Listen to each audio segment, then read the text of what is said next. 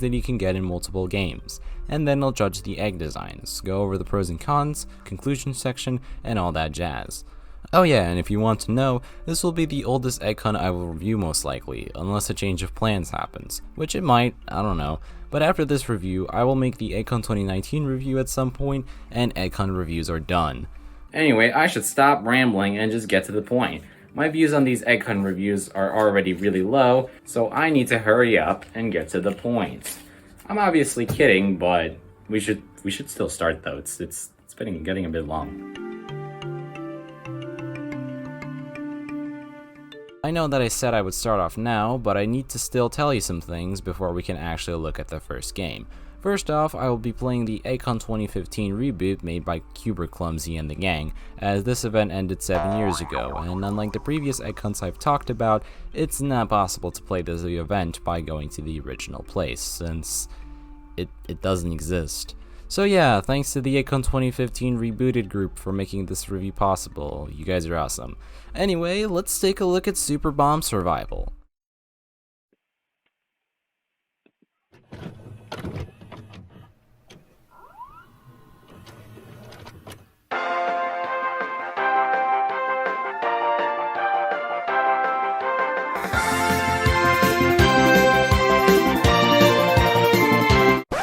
Oh, wait a minute, that's the wrong intro.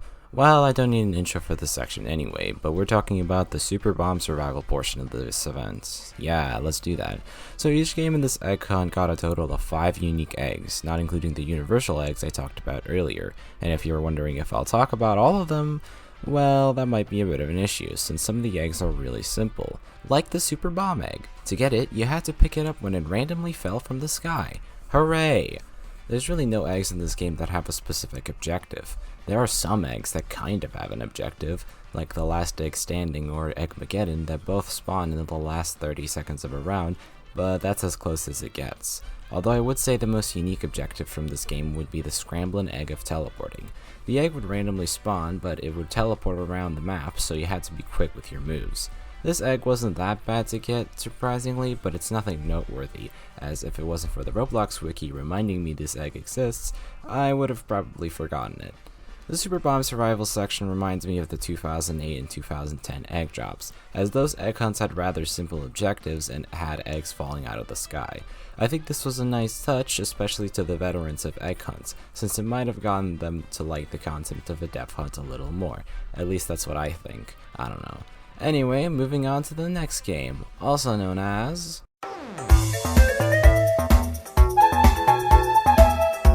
If you thought every section would be as short as the previous one, then you will be surprised when playing through Twisted Murderer, unless you get lucky. The objectives in this game mostly required you getting lucky during rounds, especially one egg that took me over an hour to get. Needless to say, this was my least favorite section of the event, and let's discuss why. Let's start off with my favorite egg in this game though, also known as the Mad Egg. To get this egg, you had to win a round of Murder Madness, and that's sadly how low the bar is for this game. Although here's an egg that you've definitely heard of, because of the infamous Epic Rika review. This egg, yeah, it's called the Fancy Egg of Fabulous. To get this egg, you had to play a cringy 𝗧𝗶𝗺𝗀𝗀𝗀𝗀 song in order to free the egg from this 𝗧𝗀𝗀𝗀𝗀𝗀 𝗧𝗶𝗺𝗀𝗀𝗀𝗀 blocking your way. This objective is nothing special and is the only egg in this game that doesn't require luck, but it got way too much hate. I guess that shows the culture back in 2015. Nowadays, PewDiePie is seen as one of the best YouTubers and many people watch him. Actually, if we wanted to make a modern version of this egg, we just have to make the song ID play a Friday Night song instead of a PewDiePie song. Next up, the Egg of Innocence. To get the prize, you had to pick it up when an innocent died in a round. I had no issues getting this egg, as in the rebooted version, you could just kill anyone and there's a chance for the egg to spawn. Nice! Here's another egg that's similar to the previous egg, the Billy egg. To get it, you had to kill someone in Sheriff Showdown and hope it spawns. Again, this was a rather fun objective, although that's probably because I did EggCon 2015 with my friends. If I did this in a public lobby, it would be much worse. And well, I saved the worst for last.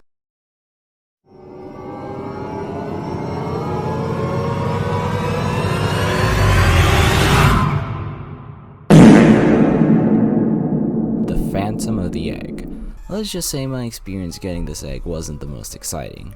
To complete the quest, you must first get the movie theater map, which is rare on its own, and then there's a 4% chance that the egg will drop if the murderer is killed. Oh, and also if the murderer dies, the round instantly ends. The best setup you can get for getting this egg is by getting the Murder Madness round, but that's even more of a random chance on top of the random chances. Overall, this egg took me roughly an hour to get alone, not including going for the other eggs. That was not fun. So what do I think of the Twisted Murderer section? Despite how much I complained, this section wasn't that bad. The only egg that really ruined this part for me was the Phantom of the Egg, but even that really didn't ruin the experience that much. I'm just gonna say that this section was my least favorite, although it's not as bad as some of the objectives I've done for Metaverse Champions. And that's everything about Twisted Murderer. It's time to move on to the...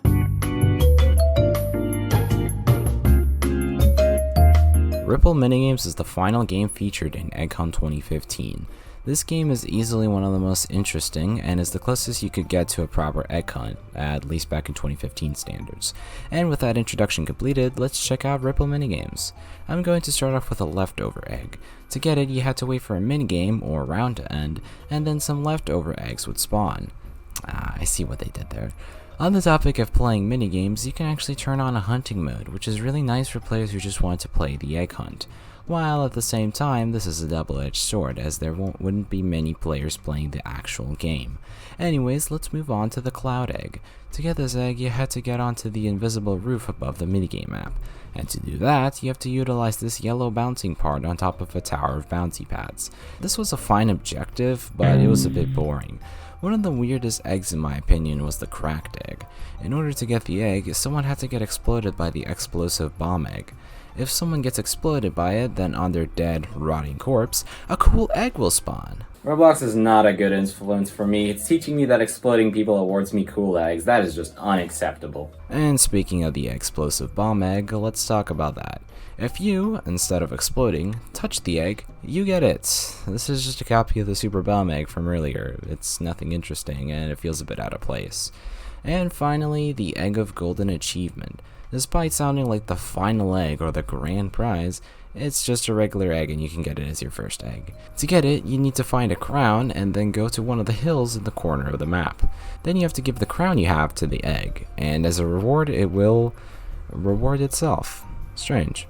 So that's Ripull Minigames. Overall, this section was really fun, although it was a bit underdeveloped. It would have been so much cooler if there were more eggs in this place, but I know that it's not the developer's fault that there's so little objectives. Despite criticizing it, I think my favorite egg from this game was the Egg of Golden Achievements, but the rest of the eggs are pretty good too. Well, now that's over, we can move on to the prizes. Or not?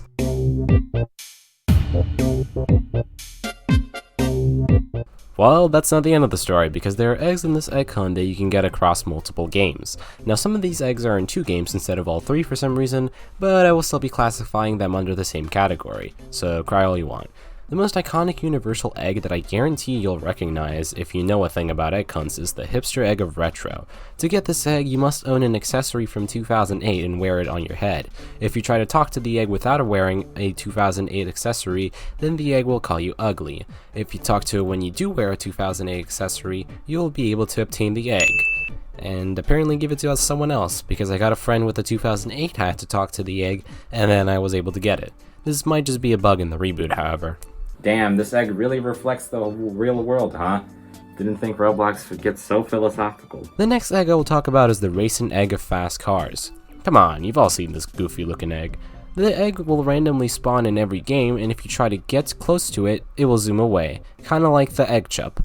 The easiest way to get this egg is in Twisted Murderer, since pretty much every map in that game is extremely cramped and trapping the egg is very simple. The sharing egg of gifting is up next, and this egg is a little more interesting. To get this egg, you had to have someone give it to you. This egg was cool, but it's nothing too unique. It just feels like a typical egg hunt objective. It would be slightly more interesting if you had to give this egg to multiple people, or be given this egg by enough people. It would make the semi-teamwork aspect of this egg shine more. The bird egg is a bit of a weird egg. To get it, you have to catch it when it lands, except it's shooting out eggs, so you have to avoid that, otherwise you can't collect the egg. Where have I heard of this concept before? And the last fully universal egg is the admin egg of mischief. This was the first admin egg, although not the first admin related item. This egg started the tradition of admin launched eggs, or just launcher eggs in general. In my opinion, this concept is a mix of good and bad to me. I do like the idea of having eggs that are launched by Roblox moderators, as that lets the staff team interact with the player base. But, on the other hand, getting these eggs is very annoying, because usually the lobbies with admins are filled for a long time, and people don't respectfully leave once they get an admin egg. Personally, I'm more towards the I like side, but not by very much. Anyway, enough rambling about admin eggs. Let's talk about the partially universal eggs, the beehive egg and the thundering egg. These eggs are both in Super Bomb Survival and Ripull Minigames, but not in Twisted Murderer. I'm going to talk about both of them because why not? The beehive egg randomly spawned in Super Bomb Survival and attacked you if you tried to get near it. Boring! The thundering egg also just randomly spawned in Super Bomb Survival, so let's just not talk about Super Bomb Survival. Ripull Minigames had more interesting objectives for these two eggs in my opinion, since they don't just randomly spawn in the map. To get the beehive egg in Ripull Minigames, you had to go find a specific tree in the map and find a way to climb up to the egg, while also dodging the bees attacking you. This was a pretty good objective and it relates with the original theme of the egg. And the thundering egg. For this egg, you needed to climb up a gray tower and jump on the flag of the side of the tower. Then walk to the edge of the flag to get launched up to the roof of said tower. Then you have to dodge the lightning strikes coming from the egg, and if you succeed in that, congrats, you got the cool egg. In my opinion, those two eggs had very nice objectives, at least in Ripull Minigames, and they reminded me a lot of more egg hunt type objectives, quests that I'd expect in egg hunts like Egg Hunt 2016 or 2017. And in regards to the previous universal eggs, I loved the concept, but it wasn't implemented too well. Some universal eggs got better quests than others, and it was a bit of a weird idea that never saw the light of day. But now it's time to discuss looks, because as I was told by a strange but rich man, looks do matter. Let's take a look at the eggs. The eggs this year were amazing in my opinion. Over 2/3 of the eggs are superb, and even the more questionable eggs aren't that bad. I'm going to name my top 5 favorite and least favorite eggs and explain why I think they are good or bad. So let's start now, because I said so. Okay, top 5 best eggs. My pick for number 5 is the Mad Egg. I really like the look of this egg. I love how it implements the knives from Twisted Murderer. It makes the egg look very nice and you can tell that it's from Twisted Murderer. I wish there were more eggs themed after the games they were in, but anyway, moving on. The Super Bomb Egg is my pick for number 4. The reason I picked this egg is similar to the Mad Egg. It's themed after Super Bomb Survival, but I also like the patterns of this egg and the colors chosen for it. It's a good looking egg overall. This egg looks clean in my opinion. I love the colors chosen for this egg and I love the simplicity of it. The texture of it is quite nice as well, and it overall fits the theme of what it was going for without going overboard. If you have watched my previous icon reviews, you'd know I love the space-themed eggs. I don't know why, but almost, and I really mean almost, looking at you, egg of space, every space-themed egg looks amazing, and this one has a Roblox visor. This egg looks amazing, and the visor really adds to it. The only thing I would change about it is by making the visor purple, but other than that, perfect. And my pick as the best looking egg is the admin egg of mischief. The design of this egg is amazing. They combined the two most recognizable features of Easter, a bunny and an egg, and made it look excellent. I also like the little crown on top. In my eyes, it also represents the quote admin part of the egg. And well, I have to go over my least favorite eggs. Keep in mind I don't hate these eggs, I just dislike their design, and this is only my opinion. To be honest, this pick was tough, and I don't think the egg looks bad. The only reason it's here is because of this wire texture. I know it's the biggest nitpick ever, but what can I say? I have to be picky here. This one looks fine, it's just the logistics of this egg. Wearing this egg would probably not look too good, and I mean there's other cowboy eggs that look better in my opinion, so it's a bit weak. My number 3 choice is similar to the previous pick, although this egg has other issues that just make it look worse. I think it's mainly the weird looking shape. I know it's an egg, but it just looks so wrong for some reason, but I can't really point my finger on it. I'm gonna be honest, this one is only bad because of its rotation. The egg itself looks pretty good, it's just I would never imagine myself wearing this. And my number 1 pick... Warning! Extremely graphic footage is about to be shown! The leftover egg. I think the main reason why I dislike this egg is probably because of the yolk texture on the top. Looking at this egg just feels wrong. It's like it's not terribly made or anything, it's just, man, the shape is weird, the texture is weird, but the idea is cool though. And well, that's the prizes. The rest of the eggs are either average or pretty good, in my opinion, and I think finding bad eggs was difficult this time around. Well, now with the prizes out of the way, we can finally talk about the...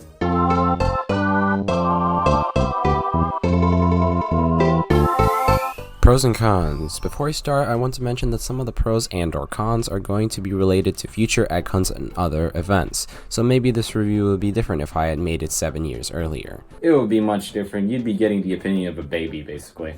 Okay, time for the pros then. I really liked having more eggs and less games. This allowed some games like Ripull Minigames to expand on what they wanted to do, as they weren't limited to just one egg. The Super Bomb Survival and Ripull Minigames sections were both amazing and very fun to play through in my opinion. The egg designs were superb, with most of them looking at the very worst below average, which is something you can't say about even some of the best icons like 2018. The universal eggs concept was really cool in my opinion. Despite bashing on it earlier, I still thought it was a cool idea and it was executed reasonably. I liked the 2 eggs that were themed after the games they were in. I thought that was a nice touch, and I'd love to see them in future dev hunts, if they ever even happen. And that's all the pros. Moving on to the cons of this egg hunt, which there were quite a few of. The egg list that you got was non-existent apparently. You had to pay Robux in order to get an egg list, which made more sense back then because you could pay with ticks, but I still find it a bit greedy to charge for an egg list. The twisted section was frustrating and way too luck dependent. Of course, it's a murder game, but I feel like the integration was executed very poorly. While I like the tradition of admin eggs, there's also a negative side to it, especially this year since getting an admin egg, I'd imagine, was very difficult to obtain compared to modern times. The lack of eggs in this egg hunt was disappointing to say the least. This egg hunt has 22 eggs, which is the second lowest amount of all the egg hunts, only ahead of 2008. And that is all the pros and cons finally covered. Now we can finally conclude our thoughts and give a final rating in the final section of this video, aka the...